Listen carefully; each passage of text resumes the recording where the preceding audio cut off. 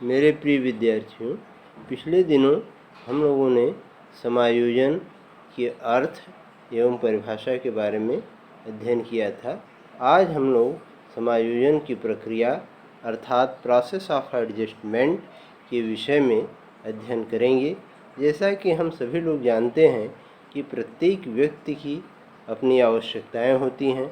जैसे विद्यार्थी जब स्कूल से 4 बजे छूटते हैं तब उन्हें भोजन की आवश्यकता होती है। घर में उनके मन का भोजन नहीं है तो उनके मन में द्वंद्व होगा, जिसके कारण तनाव उत्पन्न होगा और भोजन की आवश्यकता के कारण उत्पन्न मानसिक तनाव को ही हम प्रणोद कहते हैं और तनाव के कारण बेचैनी होगी। अब विद्यार्थी बगीचे में जाकर के या घर में जाकर के फल वगैरह की खोज करता है।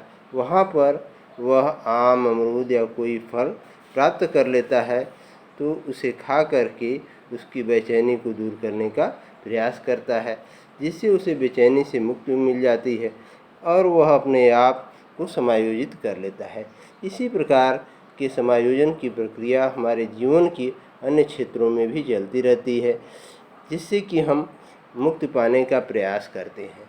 इसके लिए हम डिफेंस मैकेनिज्म अर्थात सुरक्षात्मक युक्तियों का प्रयोग करते हैं। जैसे प्रक्षेपण की युक्ति का हम प्रयोग करते हैं, जिसमें हम अपनी असफलता का दोष दूसरे पर डाल देते हैं, जिसको हमारे यहाँ कहावतों में प्राचीन काल से ही कहा जाता रहा है कि नाच ना आवे आंगन टेढ़ा। और रेशनलाइजेशन भी हम करते हैं कि अंगूर नहीं मिले तो खट्टे हैं।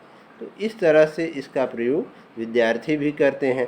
अगर लेट हो जाते हैं तो क्लास टीचर के पूछने पर कहते हैं कि घड़ी ठीक नहीं थी, साइकिल बिगड़ गई, गाड़ी बिगड़ गई। तो इस तरह की बात हम लोग करते हैं।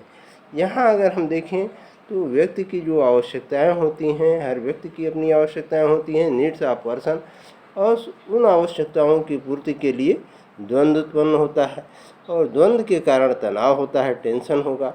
और टेंशन से क्या होता है, एक तरह की बेचैनी उत्पन्न हो जाती है और व्यक्ति बेचैनी को कम करने का प्रयास करता है, टेंशन रिड्यूसिंग एफर्ट करता है, जिससे उसे बेचैनी से मुक्ति मिल जाती है, उन्मोचन हो जाता है, रिलीज हो जाता है, रिलीफ मिलता है और वो समाज में अपने आप को एडजस्ट करता है। इस संदर्भ में इंदु दवे का यह कथन अत्यंत प्रासंगिक है कि मानव व्यवहार के मूल में या तो आंतरिक प्रणोद या बाह्य प्रेरक या दोनों का समन्वय होता है। समायोजन के अभाव का तात्पर्य यह है कि विभिन्न प्रणोदकों के बीच द्वंद्व और द्वंद्व का परिणाम होता है तनाव, और तनाव प्रकृति से ही पीड़ा उत्पन्न करता है। जैसा कि हम लोग जानते हैं कि जब हमें भूख लगती है तो भूख क्या है, वह एक अंतर्नोद है और उस अंतर्नोद के कारण हमें कभी कभी क्रोध भी उत्पन्न हो जाता है। तो क्रोध क्या है, संवेग है, और इस संवेग के कारण हमें आक्रामकता दिखाते हैं बच्चे, जो कि एक अर्जित व्यवहार है। Aggressiveness is the acquired motive. और जो हम समाज में समायोजन के कारण उपलब्धि अर्जित करते हैं वो भी एक क्या है, अर्जित व्यवहार है। उपलब्धि अर्जित व्यवहार है, वह कभी भी उसे हम जन्मजात प्रेरक नेट मोटिव नहीं कर सकते हैं। तो इस तरह से जो भी हम जीवन में अर्जित करते हैं, उपलब्धि हमें हासिल होती है, वह अर्जित व्यवहार का परिणाम होता है। उसे हम अर्जित करते हैं, अपने परिश्रम के बल पर अर्जित करते हैं, समाज में समायोजन करके अर्जित करते हैं। इस तरह से हम देखते हैं कि समायोजन एक ऐसी प्रक्रिया है जो कि सभी जीवधारियों के जीवन से जुड़ी होती है। यह जीवन पर्यंत कार्यशील रहती है और इसके साथ साथ इस प्रक्रिया में व्यक्ति तथा पर्यावरण दोनों प्रभावित होते हैं। समायोजन की प्रक्रिया में मनुष्य पर्यावरण को अपने अनुकूल बनाने का प्रयास करता है या पर्यावरण के अनुसार अपना अनुकूलन करके वह स्वयं बदल जाता है। तो यहाँ हमें ये देखना है कि समझौते का नाम ही ज़िंदगी है। अगर हमें समाज में रहना है तो या तो हम अपने को हमारे आसपास का जो वातावरण है उसके अनुसार अपने को हम परिवर्तित कर ले, या पर्यावरण के अनुसार अपने आप को बदल ले। तो या तो हम पर्यावरण के अनुसार अपने स्वयं को ढाल लें।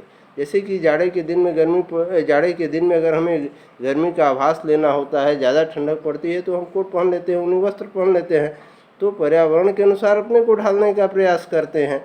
या तो फिर कुछ लोग जो संपन्न हैं वो आसपास के वातावरण, जैसे अपना रूम है उसी में एसी लगा लेते हैं और एसी लगा करके पर्यावरण को ही अपने अनुकूल बना लेते हैं। तो ये हमें ध्यान दें, ये प्रकृति में भी होता है। आप नागफनी के पौधे वगैरह को देखिए, वो भी नागफनी को अगर रेगिस्तान में रहना है तो वो अपने पत्तियों को कांटे में बदल देता है, उसकी जड़ें नीचे तक जाती हैं, उसके स्टोमेटा जो होते हैं वो संकीर्ण हो जाते हैं। तो इस तरह से सभी जीवधारी पर्यावरण के अनुसार अपने अनुकूलन करते हैं और वही जीवधारी जीवन में सफल होता है, उसी का विकास होता है जिसमें कि समायोजन की, एडजस्टमेंट की सबसे ज़्यादा क्षमता होती है। इस तरह से आज हम लोगों ने समायोजन के बारे में अध्ययन किया। मुझे उम्मीद है यह वीडियो आपको अवश्य पसंद आएगा और इसे आप लोग अन्य लोगों को भी शेयर करने का प्रयास करेंगे। धन्यवाद।